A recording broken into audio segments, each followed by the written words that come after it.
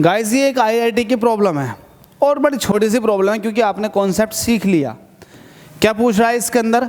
इसके अंदर आपसे कह रहा है टू आइडेंटिकल मेटालिक स्फीयर, दो आइडेंटिकल मतलब एक से मेटालिक स्फीयर हैं, एक का नाम है ए, एक का नाम बी, ऐसे लिख देते हैं। Metallic sphere of exactly equal masses, इन दोनों के मास भी सेम है, इसका मास m है, इसका मास भी m है।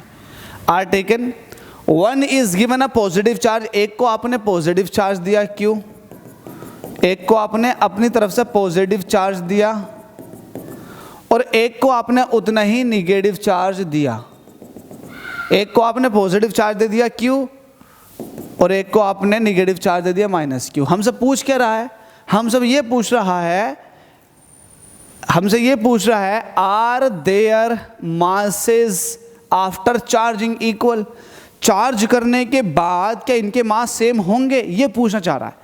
तो आपको पता है चार्ज करने के बाद मास सेम नहीं होते। वो बॉडी जिसके ऊपर चार्ज प्लस का होता है उसके पास इलेक्ट्रॉनों की कमी हो जाती है। इलेक्ट्रॉनों की कमी जिसके पास होती है इट मीन्स उसके पास मास की कमी हो जाती है, क्योंकि इलेक्ट्रॉन के पास मास होता है। अब जिसके पास निगेटिव चार्ज है इट मीन्स इसके पास सरप्लस ऑफ इलेक्ट्रॉन्स है। सरप्लस का मतलब यह है इसके पास इलेक्ट्रॉनों की अधिकता है, और जिसके पास इलेक्ट्रॉन अधिक होते हैं इट मीन्स इलेक्ट्रॉनों के पास मास होता है। जब मास है तो इसका मतलब ओवरऑल इस बॉडी का मास स्लाइटली इंक्रीज होगा। क्यों होगा? क्योंकि इसके पास सरप्लस ऑफ इलेक्ट्रॉन है, इलेक्ट्रॉन थोड़े ज़्यादा है, तो इलेक्ट्रॉन ज़्यादा होने की वजह से इसका मास भी थोड़ा सा ज़्यादा होगा।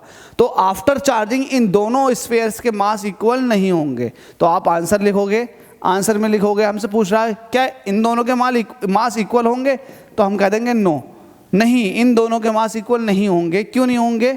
The body which have positive charge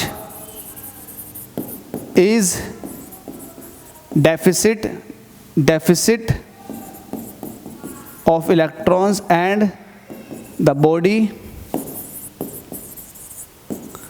who have negatively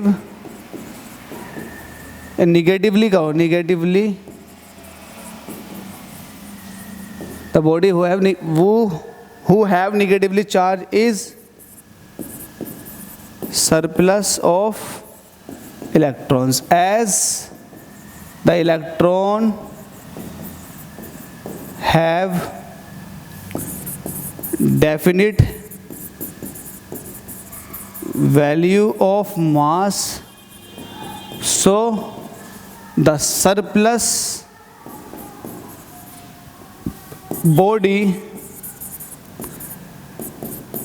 will have slightly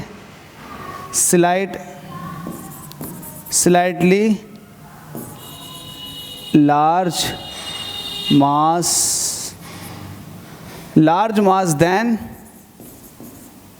than deficit body। इसको आप अपनी तरह से भी लिख सकते हो। आपका तो 9 में आंसर आ चुका है, लेकिन आप इसे अपनी तरह से एक्सप्लेन कर सकते हो। मैंने लिखा है इसमें यह पूछा गया था कि उन दोनों के मास आफ्टर चार्जिंग सेम होंगे, तो हमने लिख दिया नहीं। The body which is positively charge या the body which positively charge is deficit of electron, जो बॉडी पॉजिटिवली चार्ज है उसके पास इलेक्ट्रॉनों की कमी है। And the body who have negatively charge is surplus of electron, और जिसके पास निगेटिव चार्ज है उसके पास इलेक्ट्रॉनों की अधिकता है, सरप्लस है। यहाँ तक बात हो गई।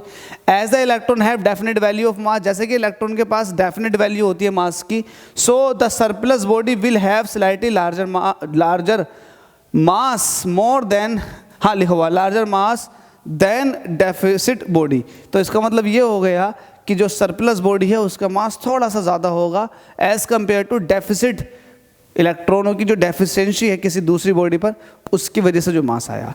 तो ये सीधी सी सिंपल सी प्रॉब्लम थी। ये सिर्फ ये बताना चाह रहा था कि इलेक्ट्रॉन ट्रांसफ़र होने पर क्या बॉडी के मास चेंज हो जाते हैं।